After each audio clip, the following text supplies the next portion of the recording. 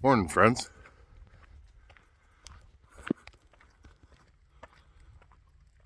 Daisy, the stunt dog, is getting her heel down. We're 99%. Super important when you have breeds like this, that they're well behaved. I think it's good to be a breed ambassador, and those of you that have been around know we had Axel, American Bulldog, before. He's since passed, but I loved when people would meet him and go, wow, he's so cute. Now, friends, there's a fox den up here. I want to see if I can get you guys some video. There's some baby foxes. Hold on. Well, friends, that's a fox den that they dug into the side of the road, basically in the ditch. Oh, it looks like they got something. I'll insert some video from yesterday when we were driving by.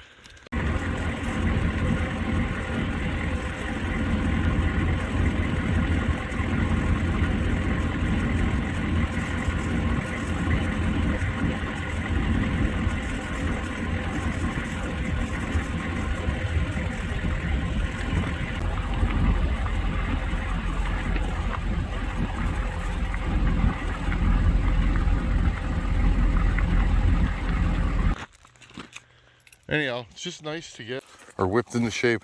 When we got this little one here, she was an orangutan. She still is super hyper, but having 14 acres, friends, a dog like this is a lot of fun. You can run her in the yard, and right? But getting her to not pull, it's very important. You know, we're having a baby. It's very important that my wife walks this dog with a child and a stroller. So I've been diligently, any day I can, it's been pouring rain here for days, but I've been diligently training. Again, she's back to healing. So I find one thing I like about dogs like this, or dogs in general, but especially, you know, working breeds, they're really in tune to your mind. And if you don't have control of your mind, you have no control of your dog. If you get upset or anxious, they feel it and they don't listen to you. Right now I'm completely calm. Look, 6-month-old puppy, and she's calm as can be.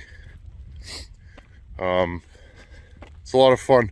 I like conquering challenges, friends, and porting chainsaws was quite the challenge to learn and grow. And friends, one thing I want to get at here, I'm just kind of yakking and rambling. When people always say, I can't believe you give out your moves, I give out just enough to get you guys going. The true work is perfecting your craft, being able to repeat your results, and knowing what matters and what doesn't. Now, what matters to you and what matters to me might be different, you know? Heel. So, whether it be a dog or porting chainsaws, overcoming life's challenges and being the best you can be is a lot of fun. This is going to be a really good learning experiment or learning experience for me, because I have my first child on the way. I've never had a child. It's really exciting, friends. We loaded up. We got a crib and stuff yesterday with the wood weasel. Here we go. We have baby furniture. It's very exciting. So getting a puppy kind of puts me in that mindset. So, and look at her go. She just heals now. She's figured it out. Didn't take very long, 5-6 times. And then now she's at the point where I don't really have to correct her. Anyhow, friends, I don't know how much of this I'll put in a video, but let's get going on that 038 Magnum. Never ported one of those before. Let's start on the transfers. We'll do a little grindy and we'll go from there. Okay, how's it going, everybody? I'm in a mood to do a little grinding. I got my Fordham hung on this side of the shop now. I got good lighting over here, and I'm pretty excited to do this. I'm really curious to see what a 038 Magnum will do compared to, say, my 272 builds. I tend to get good performance out of out of Stihls. I don't know what it is, but any still that I've ported tends to be a pretty strong runner. So this will be interesting to see if I can do the same with this. Now, I'm gonna make an observation and a prediction. I think this will make more power than a 272. Same bore and stroke. I have a feeling the rod ratio is a little bit different in these two saws. We'll have to go over rod ratio in a future video when I have two saws completely apart with same bore and stroke but different cranks, and we can go over all that. But the thing I like about this saw, I like the combustion chamber. It's got a small D combustion chamber. Ports are nice. The lower transfers are nice and large, and I like everything about it. Don't really care for the intake shape, but we can do some work to the intake and get this thing moving more air. Remember that, friends. If you get your saw to move more air, you will make more power. Okay, you don't have to grind on every port. You don't have to raise or lower everything. Just go in there and try and apply what you think the air is going to do to the saw, and that's how you learn. The more saws you do, the better you'll get at it. This porting takes years and years and years, and I'm always learning new things every saw I do. So that's one of the reasons I jump around on this channel, friends, is I just like to experience all the things I can experience, and I really like to do saws that I've never done, so that if I come into an issue or a problem, I get to learn, because so many of you will say, oh, I've seen that before, this is what I did. I learn all kinds of stuff from you guys. So anyhow, friends, let's start porting this thing. Let's get on the transfer work. I always start on the transfers. You can start wherever you want. I always do the lower transfers. That's the majority of the grinding, and I can also see how the plating is going to grind and just the general feel of the aluminum. Every cast cylinder is a little bit different. Some are softer, some are harder. So in this case, I could just jump right into this and start grinding the transfers and then go from there. This is a good looking cylinder. I think this thing's gonna run good. I'll get you guys set up. I'll try and get you guys in nice and close like I usually do, so you guys can see how I port, and maybe that'll help some of you. Anyhow, let's get going. 038 Magnum. I'm really excited. I've never done one of these, and I've always wanted to do one, so here we go. Okay, so I'm just using an egg-shaped burr like I usually do. I'm just going to go in. I'm going to start roughing in the bottoms.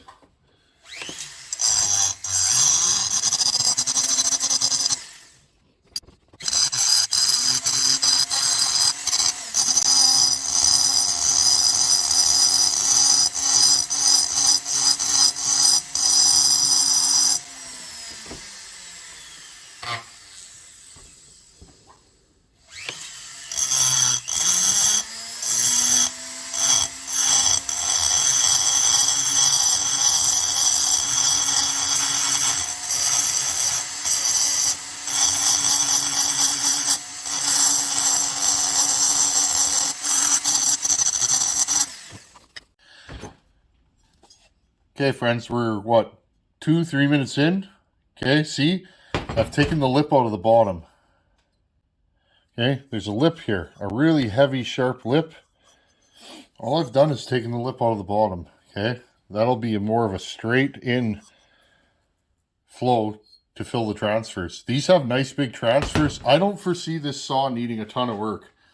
I'm just going to leave you guys going here and just keep on porting. I'll jump in and out and kind of let you guys know what I'm doing as I do it.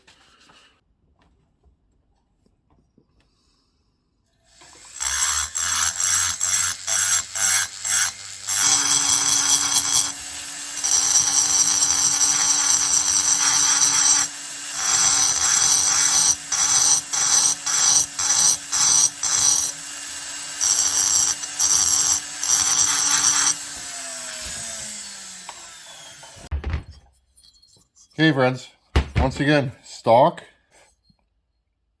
ported. That took about 5 minutes, not even. Okay, notice there's no lip, more of a smooth flow into there. Way less work to do one of these than a 272, 266. I'll probably go in here with a sanding drum and just like an 80-60 grit sanding drum and just really make sure there's no imperfections, but I'm happy with that. Now you guys are going to ask me, why don't I take this down all the way down to the bottom? Well, the more I take it down, the longer I'm going to have to hold my intake open. This saw, because I've owned one of these, I know this saw is a little bit of a fuel hog and it has a small tank. The fellow that's going to be running this is probably going to be walking in. I know where he cuts, so he's going to drive in with his truck. He's going to be walking in with a saw and some wedges and an axe, and he falls and then bucks and drags everything out of the bush and puts it into his truck. Well, the more I drop these, the more intake timing I'm going to have to give to make sure the bottom end gets pressurized, right? Think of it as a 1 liter bottle, right? If you make the bottle bigger, it takes longer to fill it. So if it's longer to fill, you have to give it more intake timing. This is good. I'm just trying to make this thing flow more. This is just going to be a nice run-of-the-mill work saw port job. I'm not looking to do anything silly with this, okay? And again, we can blend this bottom just a little bit here, but for the time being, I'm happy with that. Now I'm going to flip it over and do the other side, make them match.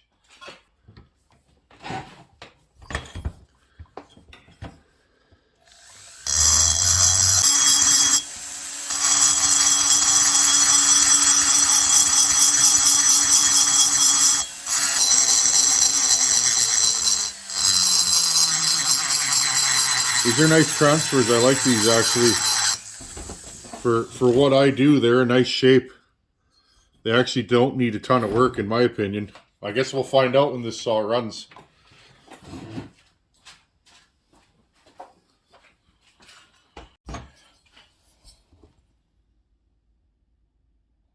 Okay, now I'm going to go in with a just tiny wee little diamond burr here, friends.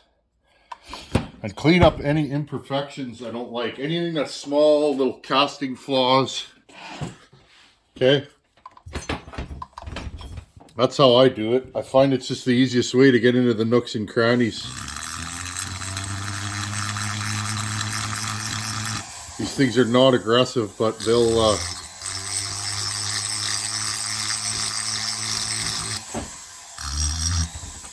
Okay, I'll touch the bottom, make sure there's no sharp edges.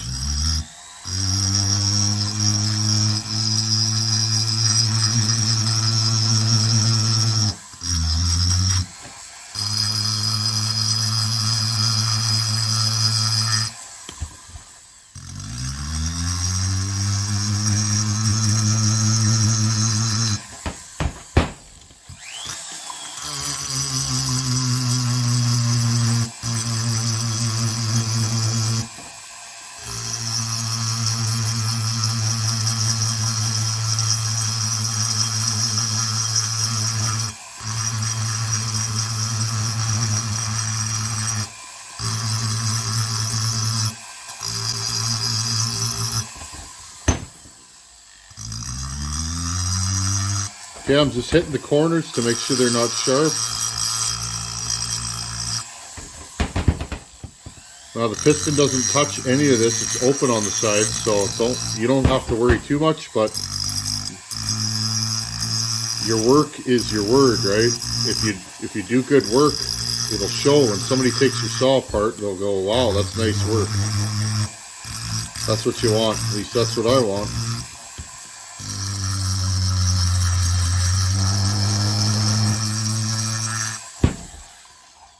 Okay. Now I'm going to get a little sanding drum and I'll just go in there and clean this up, and those are the lower transfers done. Just give me a few minutes here, friends. Got to get the sanding drum all set up. Okay, all I've done is hit the corners here and just gotten rid of the sharp edges so that nothing will touch or get cut rather. Okay, here's our sanding drum. Okay, now I'll just go in and just clean this up. Just get rid of any imperfections, hit the corners, the edges.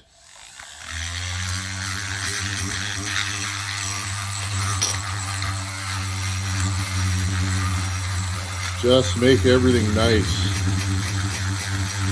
Again, you don't want to polish these transfers. I should post a link. There's a bunch of studies on something called laminar flow. And I know this can be a highly contested subject, but I'll talk about that maybe at the end of this video. Okay, all I want to do, friends, is blend everything in there nice.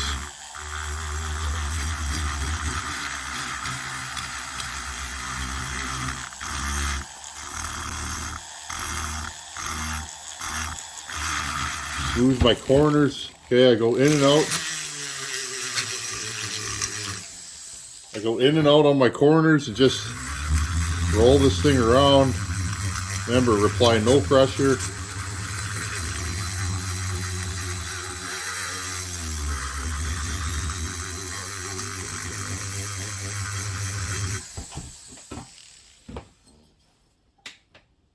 Now I'll do the other side.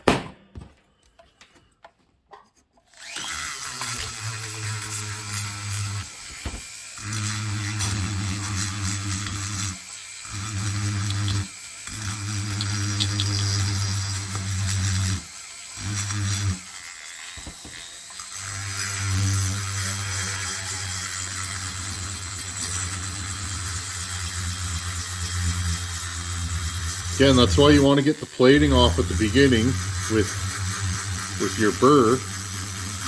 Otherwise, you won't be able to polish this like this or smooth out the imperfections. Again, I'm going to go into the corners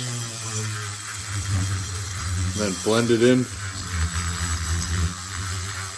And then right away, the last thing I'll do, I'll hit the bottom. Look, and I'm just smoothing out the edge where the plating hits the aluminum.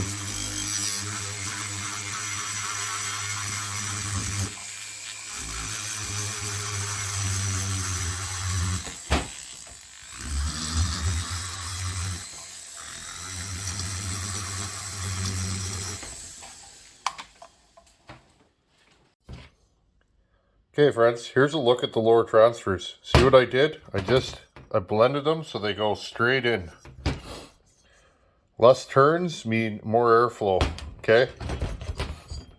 So again, if you see a transfer like this, you can shape it that way and it'll usually work pretty good. I blended the corners and shaped them the way that I think that the air should flow. Okay, there's our stock intake and our stock exhaust. Okay friends, well I hope that kind of showed you guys how I do these. You can hog them out more, but again, the more you change your bottom end case capacity, the more you got to give the intake more charge, etc, etc, etc. So there's no free rides in a two-stroke because this thing is doing so many things in each stroke that you got to be careful, in my opinion, where you move things. I'm just trying to build a good running, faster than stock work saw that'll pull a 24 all day long, and I think we're going to achieve that. Yeah, these feel good. This cylinder ground really nice, typical of an OEM Stihl cylinder. And again, if you're chipping plating, try sharper bits or a different speed. I've had Stihl cylinders chip. This one ground minty. I don't think this saw has a lot of time on it, and I don't think this cylinder's been hot. If the cylinder gets hot, sometimes you can get hard spots. You'll be running your cutter across it and you'll have this spot that won't grind and you'll end up with this lump often it's in the exhaust port. This one's smooth as butter on the transfers, so hopefully the exhaust port is the same way. Okay friends, I think we're going to stop there for today. In the next video, I'll start reshaping the intake and then we can move the exhaust port up and we have a ported 038 Magnum. I'm going to go through the saw a little bit more, have a look at it. I think I might do those crank seals. I'll have a look at them. But other than that, the saw is runnable. One thing we have to do before we fire up this saw is I have to make a pipe. This saw doesn't have usable exhaust on it. The mufflers had holes drilled in it and there's like a plate welded to the front. So I don't want to run it like that. There's zero back pressure in what they did. So we'll have to pipe this thing, which is kind of fun. So we'll have a piped 038 Magnum. Again, this is a buddy saw. This is Fab Willie's brothers. I've known those two guys for, 25 years almost. Yeah. 22, 23 years. We've all been friends, and just happy to do work for a buddy. So anyhow, friends, I hope you learned something, and thanks for coming back. We'll just keep plucking away at this. I want to get this one done, and I'm trying to clean up projects that have been here for too long. So the ones that I can, because I want to get into some serious farmer tech content and really get going on that 288. But in the meantime, I want to finish a few saws that I've had for far too long and get them out the door so that we can get going and have some fun with that farmer tech. Anyhow, friends, thanks for watching. Take her easy. See you guys tomorrow. Later.